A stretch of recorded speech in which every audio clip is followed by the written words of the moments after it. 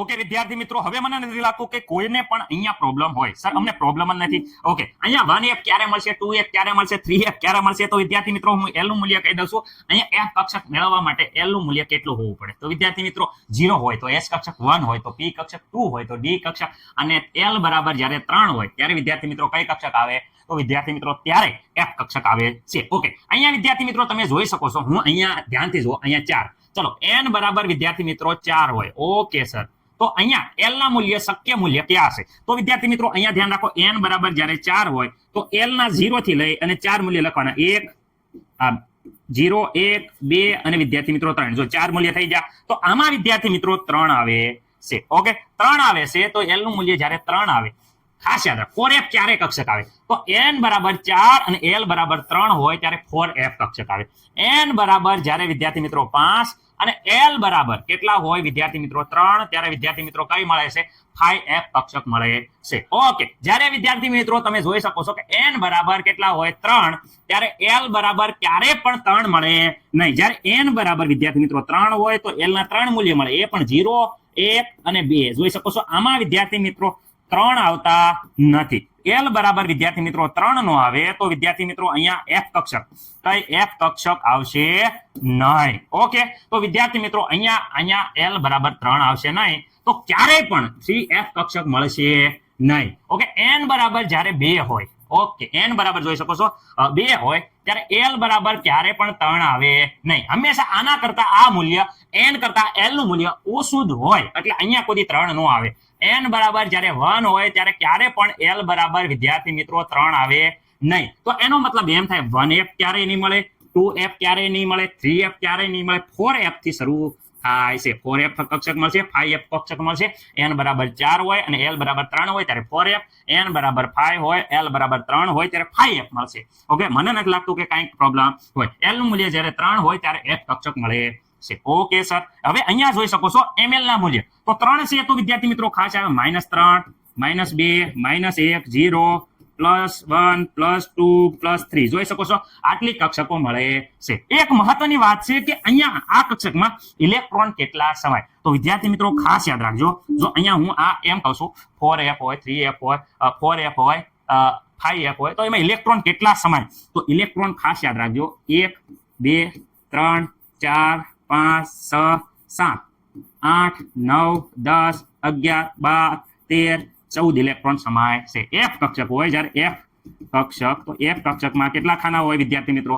7 પેટાકોષ હોય. 7 પેટાકોષમાં કેટલા electron? 14 electron સમાય છે. એ ભૂલવાનું નથી. ઓકે, કક્ષકોના નામ તો વિદ્યાર્થી મિત્રો અહીંયા આપેલા છે, આકાર પણ આપેલા છે.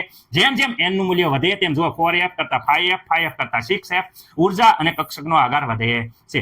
f કક્ષક છે એની સાથે સાત કક્ષકોની છે, એની ઉર્જા સમાન હોય છે, આકાર જુદા જુદા હોય છે. ઓકે, કોણીય નોડ, ત્રિજ્યા નોડ અને વિદ્યાર્થી મિત્રો કુલ નોડના સૂત્ર અહીંયા આપેલા છે. મસ્ત મજાના રીતે તમે જોઈ જુઓ.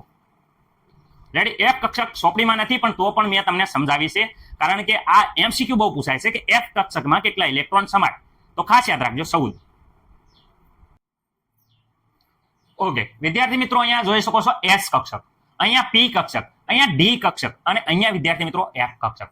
s કક્ષક ગોળાકાર, p કક્ષક ડંબેલ આકાર, અહીંયા જો d કક્ષક ડબલ ડંબેલ આકાર અને f કક્ષક છે એ મિશ્રિત આકાર છે. મને નથી લાગતું કે કોઈ પણ વિદ્યાર્થી મિત્રોને કાંઈ પ્રોબ્લેમ હોય. જો ml ના મૂલ્ય આધારે -1 0 +1, રેડી, અહીંયા -2 -1 0 +1 +2 ના આધારે વિદ્યાર્થી મિત્રો આપણે આકાર રજૂ કર્યા છે. તો મને નથી લાગતું કે કોઈને કાંઈ પ્રોબ્લેમ હોય. 3D આકાર એકદમ આપ્યા છે.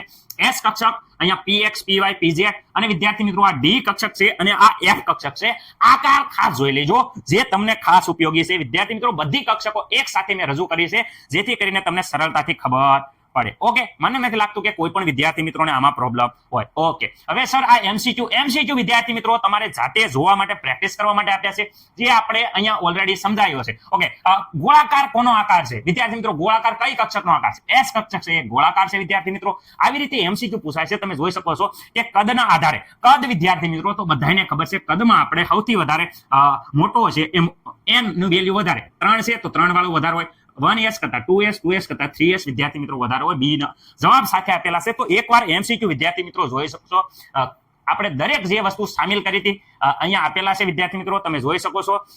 MCQ વ્યવસ્થિત રીતે તમારે કોમેન્ટ કરવાની છે, આમાં વ્યવસ્થિત રીતે બધા જ તે જોઈ શકો છો. મેં અહીંયા F કક્ષકમાં વધારે કેટલા ઇલેક્ટ્રોન ગોઠવાઈ શકે મેં તમને વ્યવસ્થિત રીતે F કક્ષકના કીધા હતા. 14 ઇલેક્ટ્રોન છે એ ગોઠવાઈ શકે. જોઈ શકો કોમ્પિટિટિવ એક્ઝામમાં પૂછાઈ ગયેલા પ્રશ્નો જ આપણે કર્યા હતા. ઓકે, હવે વિદ્યાર્થી મિત્રો આ એક પ્રશ્ન હું ખાસ લેવા માંગીશ જે તમને થોડોક વિદ્યાર્થી મિત્રો ઉપયોગી છે.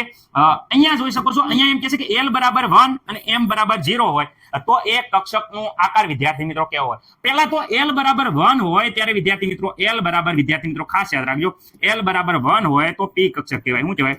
P કક્ષક. હવે P કક્ષકમાં ગમે પેટા કોષ લઈ લો. રેડી? અહીંયા જોઈ શકો 0 હોય, -1 હોય, +1 હોય, ગમે એનો આકાર લઈ લો તો P કક્ષકનો આકાર તો ડમ્બેલ આકાર જ હોય વિદ્યાર્થી મિત્રો. એમાં કાંઈ પ્રોબ્લેમ ન આવે. તમને ખબર હોવી પડે કે L બરાબર 1 એટલે P કક્ષક. P કક્ષકના ગમે પેટાકોષ લઈ લો એ પેટાકોષનો આકાર વિદ્યાર્થી મિત્રો ડમ્બેલ આકાર જ હોય છે. મને નથી લાગતું કે કોઈને કાંઈ પ્રોબ્લેમ હોય. બધા જ MCQ જાતે તમારે પ્રેક્ટિસ કરવાની છે. ઓકે, ચલો અહીંયા મને આગળ વધીએ આપણે. ઓકે, અહીંયા વિદ્યાર્થી મિત્રો લેક્ચર આપણે સંપૂર્ણ પૂરો કરીએ છીએ. આશા છે કે બધા વિદ્યાર્થી મિત્રોને SPDF વિદ્યાર્થી બધી કક્ષકો આવડી ગઈ હશે. ઘણી વાર હું વિદ્યાર્થી મિત્રો અહીંયા લખતો કંઈક કહો અને બોલતો કંઈક કહો તો મિસ્ટેક એવી રીતે થઈ જાય. તો ખાસ કરીને થોડા ઘણા જે ડાઉટ હોય વર્ષોથી તમારા સ્કૂલમાં જે અનુભવી જે ગુરુજનો ભણાવે છે એની હારે તમે તાલમેલ બેસી તમારા જે ડાઉટ છે એ વિદ્યાર્થી મિત્રો ચર્ચા કરી અને સોલ્વ કરશો એવી નમ્ર વિનંતી છે. બાકી પૂરેપૂરો પ્રયત્ન રહેશે કે તમને ઈઝી અને મસ્ત મજાની શોર્ટ ટેકનિક સાથે બધી કક્ષકો હું શીખવાડું. મારો એવો પૂરો પ્રયત્ન રહેશે કે તમારે હું પરીક્ષામાં સારા માર્ક આવે એવી રીતે હું તમને ઉપયોગી થાવ. બાકી ખાસ તો તમારી મહેનત છે વિદ્યાર્થી મિત્રો, મહેનત કરતા રહેજો, ક્યારે પણ મૂંઝાતા નહીં. એક દિવસ જરૂર સફળ થશો. All the best. જય હિન્દ, જય ભારત.